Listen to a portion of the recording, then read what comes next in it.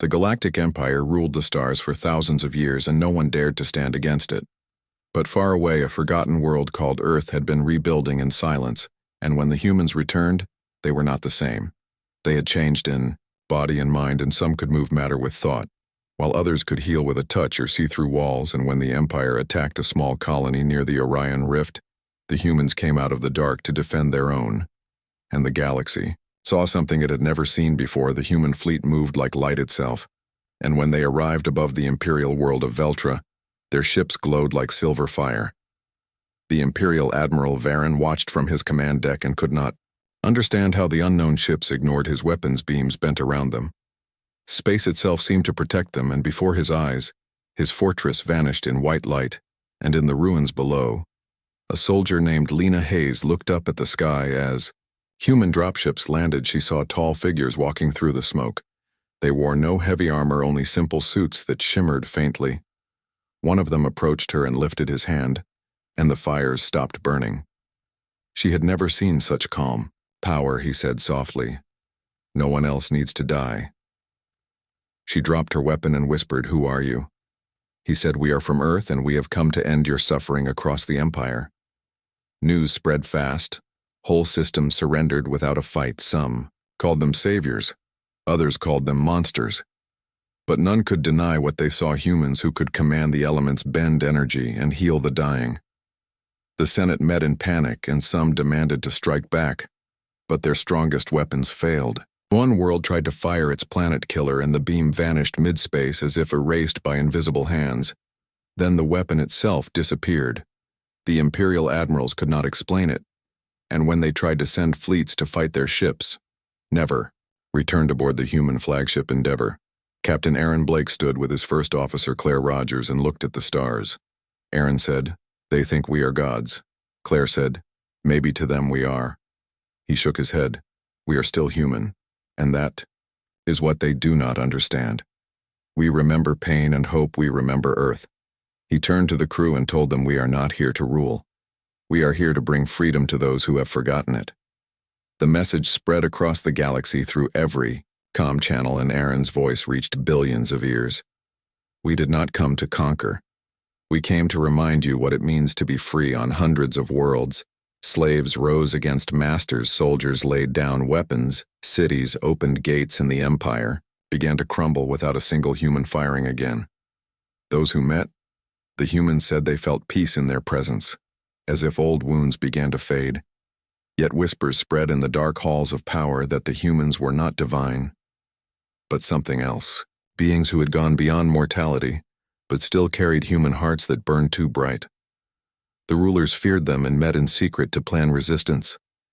They said, "If humans draw power from Earth, we must find that world and destroy it." But no one could find Earth. Its location was hidden even from those who had once lived there. Some said Earth itself was alive, feeding its children power from the stars, but no one knew the truth. Aaron stood alone later on the deck of the Endeavor, watching a dying sun fade. He thought about what humanity had become: the power to destroy and to heal both. In one hand, Claire joined him and said, "They will fear us forever." Aaron smiled softly. "Maybe, but maybe fear will teach them to change. Maybe they will learn." He looked at her and said, "We cannot become what we fight." She nodded. "We will not, as long as we remember who we are." He looked back at the stars and whispered, "We are still human. And that is enough." The fleet drifted through the void above the broken empire, and in every shadowed corner of the galaxy, stories began to spread about the divine humans who came from a forgotten world and ended an age of tyranny without hate or vengeance. Only the quiet strength of those who had suffered and learned and risen beyond what anyone thought possible. And as the stars burned around them, the humans watched and waited, knowing the galaxy would either learn from them or fear them forever. The Empire had fallen into fear and confusion since the return of the humans, and many worlds no longer sent tribute or obeyed orders. The old senators shouted in meetings, while fleets vanished in silence, and no one dared to speak of open war. But deep within the capital world of Solkara, a secret council gathered in the shadows. They spoke of something called Project Null, an ancient weapon built long before the humans had disappeared. They believed it could drain energy from anything, even from the strange power the humans carried while they whispered plans. A small human scout ship entered orbit far from detection. On board was Lieutenant Ethan Cole, a calm man with sharp eyes. He had been sent to study the core worlds and understand the last strength of the Empire. His companion Mia Turner sat beside him, watching the surface glow like molten gold. She said softly, "They are afraid of us." Ethan nodded. Fear can make them dangerous. They moved silently through the system, avoiding sensors, their ship hidden by fields of folded light. Mia could feel thoughts echoing from the planet below, billions of minds full of terror and hate, and she whispered, "They think we are monsters." Ethan said, "Maybe we are to them." When they reached the edge of the capital, they saw Imperial warships forming a blockade, the largest fleet in centuries. Thousands of ships orbiting the world, each armed and ready. But when the human fleet arrived, they did not fire. They only hovered like silent watchers. Admiral Varen stood again on his bridge, his eyes full of doubt and pride. He had seen his forces fall before, but he could not surrender. Not yet. His second officer said, "The humans have sent another message." Varen clenched his jaw and said, "Read it." The voice filled the command room. "This is Captain Aaron Blake of Earth. We ask again for peace. We will not strike unless forced to defend." Varen slammed his fist on the table and shouted, "They pretend to be merciful while they crush our worlds." He ordered all ships to open fire. The void exploded and light beams crossed the sky like burning rivers, but every beam vanished before touching the human ships, and the human fleet moved forward slowly without firing a single shot. The Imperial ships began to fall apart one by one as their own reactors failed, turned against them by unseen force. Varen stared in horror as his screens went dark, his fleet gone in minutes. He whispered, "What are they?" And no one answered on the surface of Solkara. The senators watched the skies burn from their towers. They felt the air shake and the ground tremble, and then all was still. Ethan and Mia landed near the capital city. They walked through empty streets, where people hid behind doors and shadows. A child ran from a doorway and fell. Mia lifted him gently. He looked at her with wide eyes and said, "Please do not hurt us." She smiled softly and said, "We came to help." Not to hurt. The boy touched her hand and gasped as warmth spread through him. His mother came out crying and fell to her knees, saying, "Please spare us." Ethan said, "Stand. We are not gods, we are only human, and that is why we fight." The woman nodded, trembling, and asked, "Why do you fight?" Ethan looked at the sky and said, "Because we remember what it feels like to be slaves." Mia turned toward the palace where the senators waited and said, "It is time." They walked inside without guards. The senators shouted words of fear and anger, demanding to know what the humans wanted. Aaron appeared before them through a projection. His voice calm, he said, "Your empire ruled with chains and blood. We offer a choice. Surrender and rebuild with us, or fight and vanish." The oldest senator stood shaking his head and said, "You cannot rule us." Aaron replied, "We do not want to rule you. We want to free those you have forgotten." When the image faded, the senators looked at one another, and for the first time none spoke. The war was ending, but not everyone accepted it. In the deep laboratories under Solkara, the scientists of Project Null worked day and night. They had captured fragments of human energy during the last battles and studied it. They discovered something terrible. The human power was not endless. It burned from within their own life force. The more they used it, the more it consumed them. One scientist whispered, "They are killing themselves without knowing," and the director said, "Then we will make them burn faster." They built a weapon that could reflect the same energy. Back and tear it apart. When Aaron learned of this through the network of human minds, he ordered Ethan and Mia to find it.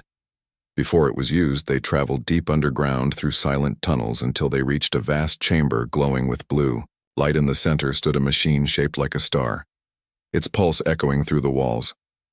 Mia said softly, "This thing is alive." Ethan nodded. "It feels pain." They moved closer and saw symbols written in old Imperial code, warning that activation would consume everything around it. They tried to shut it down, but soldiers entered from every door. The director shouted, "You will not enslave us again." Ethan said, "We never enslaved you." But the director pressed the control, and the machine screamed in. Light, the walls melted, and time slowed. Mia reached out using all her strength, bending the light around the machine, trying to contain the blast. Ethan held her hand as the world turned white. When the light faded, the chamber was gone, only dust, and silence remained. Aaron felt it from orbit, a loss like a cold wind. Ethan and Mia were gone. The weapon destroyed. The Empire broke completely after that.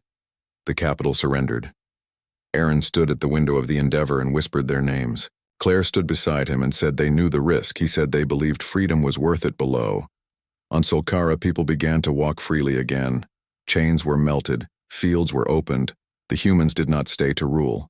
They left quietly, leaving behind schools, medicine, and words of peace, but in the hearts of the people, a new legend began that the divine humans had given their lives to save even those who had feared them, and in the empty stars where Ethan and Mia had vanished, their names were whispered by the wind of the galaxy forever. After the fall of Solkara, the stars grew silent for the first time in centuries, and the empire that once ruled everything was gone. Worlds that had lived under its shadow now looked to the humans for guidance. But the humans did not stay. They left, behind advisors, healers, and builders, and then vanished into the dark between suns. Captain Aaron Blake and his crew traveled to the edge of known space, searching for what the ancients called the core rift, a place where energy fields twisted and no signal could escape. He believed that something was hidden there, something connected to the humans themselves. The fleet moved quietly through the void and on the bridge of the Endeavor. Claire Rogers watched her captain with concern. She said, "Softly, you have not rested since Solkara." Aaron smiled faintly and said, "I cannot rest yet. We lost Ethan and Mia, and we do not even know what they gave their lives for." Claire said they gave hope to a galaxy that had forgotten it. Aaron nodded, but his eyes stayed on the endless dark ahead. He had felt something since the last battle, a pulse deep in space calling to him. Not with words, but with emotion, a feeling of loss mixed with power. They reached the edge of the rift and saw colors bending and folding around nothingness like a wound in the fabric of reality. Sensors failed to read anything. Aaron ordered the ship to move closer, and as they crossed the boundary, everyone felt pressure on their minds, as if something alive was watching them. Deep inside the rift, they saw a massive structure older than any empire. It floated among shattered moons, glowing faintly with light that shifted through every color. Claire whispered. "What is that?" Aaron said. "I think it is where we began." They landed on a platform made of metal and stone fused together. The air was cold and heavy, and the silence felt endless. They walked through halls covered in symbols that looked human, but older than any record they had found. Aaron touched one of the walls and saw visions, cities of light, oceans of stars, and a single world glowing blue and green. He heard a voice whisper in his mind, "You have come home." Claire saw him freeze and touched his shoulder. She said, "Aaron, what did you see?" He said, "Earth, but not as it was, as it will be." They moved deeper until they found a chamber filled with transparent columns, each one holding what looked like a sleeping figure. Human faces, calm and peaceful, surrounded by light. Claire counted dozens, maybe hundreds. Aaron said softly, "They are us." She frowned. "What do you mean?" He said, "Our ancestors left long before the fall. They went into the rift to become something greater, and we are their children." Returning home suddenly, the air trembled and light filled the room. The figures inside the columns opened their eyes one by one, their gaze calm and full of power. A voice filled the space. "We are the first. We waited for your return." Aaron stepped forward and said, "Why did you leave?" One of the figures spoke not with sound, but with thought. "We sought to evolve beyond death to understand creation. We became one with the energy of the stars, but we could not return until you remembered who you were." Aaron said, "The Empire called us divine, but we are still human," the voice said, "and that is why you are worthy." The chamber brightened until they could barely see, and when the light faded, the figures were gone, replaced by orbs of energy floating in the air. One drifted toward Aaron and entered his chest, filling him with warmth. He gasped as images flooded his mind. The history of the first humans who had learned to control energy and build worlds from thought. The orbs spread through the ship, merging with the crew, each of them feeling strength beyond anything before Claire looked at her hands and saw light flowing through her skin. She said, "What is happening?" Aaron said, "They are giving us what they guarded, the legacy of humanity outside the rift." Sensors came alive as the galaxy trembled, entire sectors glowing as the energy spread through the stars. The worlds that once belonged to the Empire saw the skies change, and for the first time everyone felt the same pulse, a heartbeat through space. Aaron stood on the bridge and said this, "Power is not for conquest, it is for creation. We will use it to rebuild the worlds that suffered." Claire nodded, but she felt a shadow in the back of her mind, something moving within the rift, a dark echo that did not belong. She said, "Aaron, there is something else here." Before he could answer, the ship shook, alarms blaring, and energy waves struck them harder than anything they had faced. Aaron shouted, "Hold position." The screens showed a shape forming inside the rift, massive and shifting like liquid metal, eyes glowing red. Claire whispered, "That is not human." The sensors read impossible readings, something feeding on the same energy they had just received. The voice from before echoed in Aaron's mind. "The balance must hold. Light cannot exist without shadow." Aaron understood the meaning too late. The thing moved fast, tearing through space itself, its presence crushing like gravity. The crew struggled to keep control. Aaron said, "We cannot fight it here. We must lead it away." He ordered the fleet to retreat toward the edge of the rift.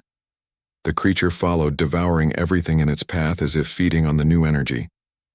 Aaron looked back and said to Claire, "If we cannot stop it, humanity's gift will destroy everything." She said, "Then we stop it no matter the cost." The Endeavor turned toward the center of the rift, engines burning brighter than ever, the ship shaking apart around them. Aaron sent a final message to the human worlds, telling them to stay united and remember who they were. Then he closed his eyes and guided the ship straight into the light.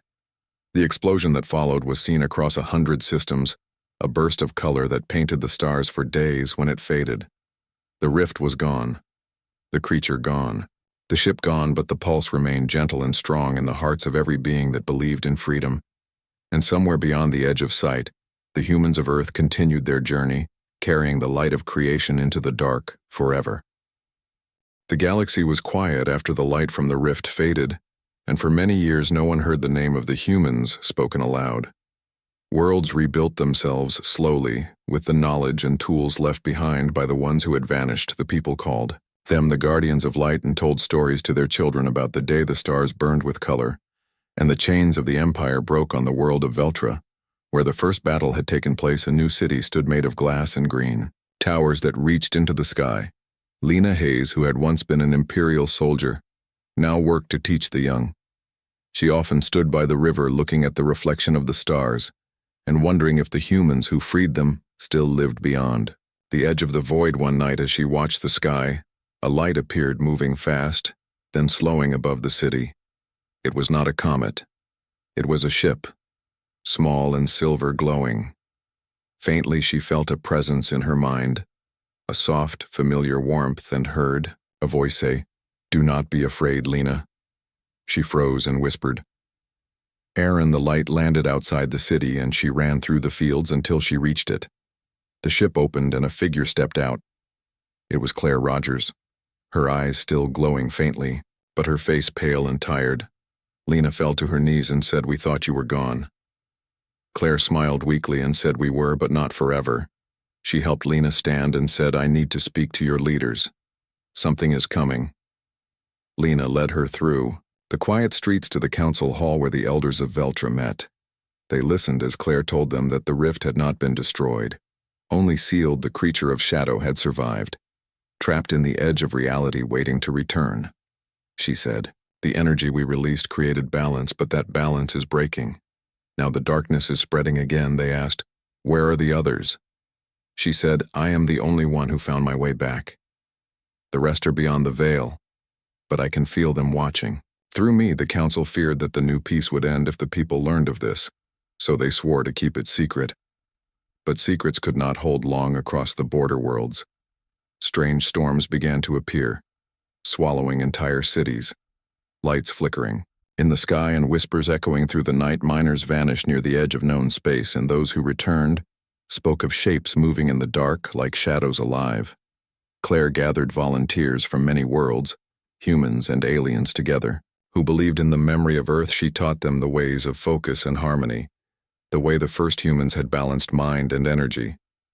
She said, if the darkness feeds on fear, then we must face it with calm. She led them aboard an old ship built from the designs of the Endeavor and named it the Horizon. They flew toward the border where the storms raged inside the ship. Lena worked beside her, learning to use the energy that now flowed faintly within her. She said, I can feel it like a heartbeat. Claire nodded. It lives in all who believe in hope. When they reached the storm, they saw nothing but black clouds twisting and a light at the center like a dying sun. Claire closed her eyes and said, it is calling us. They entered the storm and the ship shook violently, alarms blaring. But Claire stood still, her eyes glowing brighter. She whispered, it is not just a creature. It is the fear of every world made real. They saw faces in the darkness, billions of them crying, screaming, reaching, and Claire said, we must give them peace. She walked to the center of the ship and placed her hands on the floor. Light spread through the metal. Lena and the others joined hands, focusing their thoughts on one memory, the day the humans returned to free them. The light grew stronger, pushing against the shadows, but the darkness screamed louder, trying to crush them. The ship began to break apart, and Claire fell to her knees. Lena caught her and said, you cannot die again. Claire smiled. I am not dying. I am going home. She placed her hand on Lena's chest and said, you have the light now. It belongs to all of you, not just us. The ship exploded in white fire, but the light did not fade. It spread through the storm, turning darkness into calm sky across the galaxy. People woke from nightmares as if a great weight had lifted. And on Veltra the stars shone brighter than ever. Days later, wreckage from the horizon was found floating in orbit. No bodies. Only a single message encoded in light. Lena decoded it and read aloud to the people of Veltra. It said, we were never gods, we were never divine, we were human. And that is what made us strong. Do not worship us. Live as we did, with courage and compassion. The people built a monument where the light first touched down, shaped like open hands facing the sky. And every year they gathered to remember the day the humans saved them twice. And as centuries passed, the story became legend.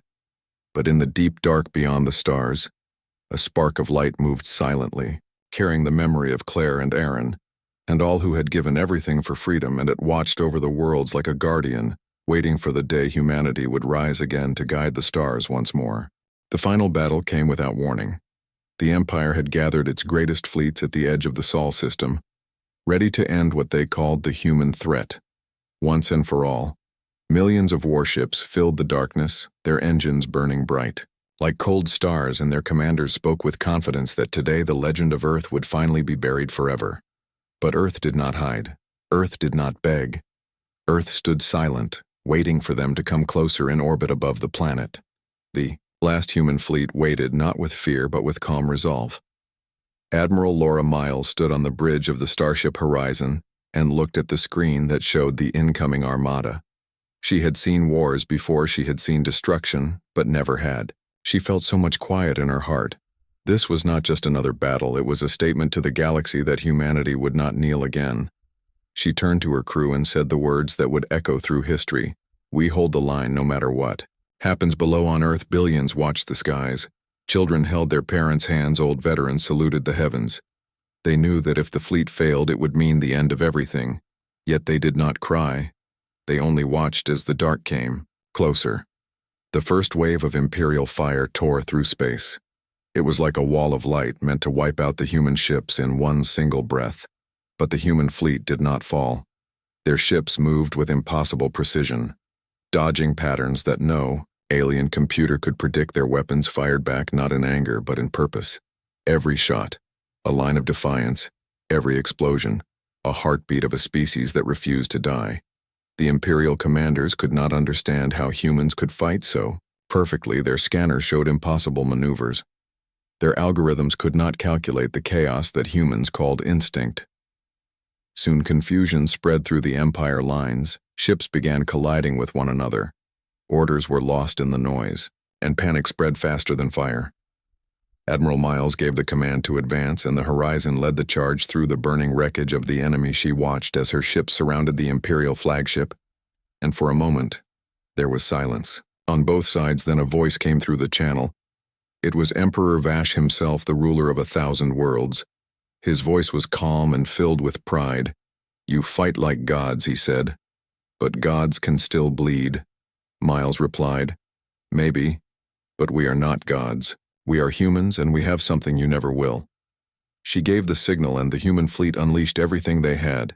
The skies lit up brighter than any sunrise. Plasma torpedoes, rail fire, and particle storms ripped through the Imperial flagship, until nothing but drifting metal remained. The destruction was beautiful and terrible. At the same time, the Empire fleet began to fall apart, their will shattered by the realization that humans were not weak, that they were something else, something that even the oldest civilizations could not define across the galaxy. The news spread faster than light. The humans had won. The impossible battle worlds that once served the Empire rose up in rebellion. Others simply went silent, afraid to draw the attention of the species that had just destroyed an armada with willpower and rage. The Galactic Council met in panic. Old races whispered stories they thought were myths, that humans were the chosen, the divine, the ones who rose from death again and again, and each time came back stronger. On Earth, there was no celebration. There was only quiet. Miles walked through the ruins of the command deck. She looked at the stars and thought about those who did not make it. She knew that peace would not last. Others would come one day, drawn by fear or curiosity, to test the strength of the species that defeated an empire. But she also knew that humanity was ready for it. As long as one human heart still beat, the fire would never die. She sent one last message to the fleet, to every ship, every soldier, every survivor, and to every distant world that listened. We are human. We are not gods, not demons, but we will be remembered as both, because when the galaxy came to end us, we showed them what we really are. Her words carried through the void and reached even the farthest corners of the stars. And there, for the first time in ages, silence ruled, not out of peace, but out of fear. The Galactic Empire had learned that humans were not divine because of power, but because they could suffer, lose everything, and still rise from the ashes stronger than before. In time, the stars would whisper their name with awe and terror, and the story of that day would never fade, because humanity had become something greater, not by choice but by the endless struggle to survive. The divine humans had inspired terror in the Galactic Empire, and in doing so they had reminded the universe what it meant to be truly alive.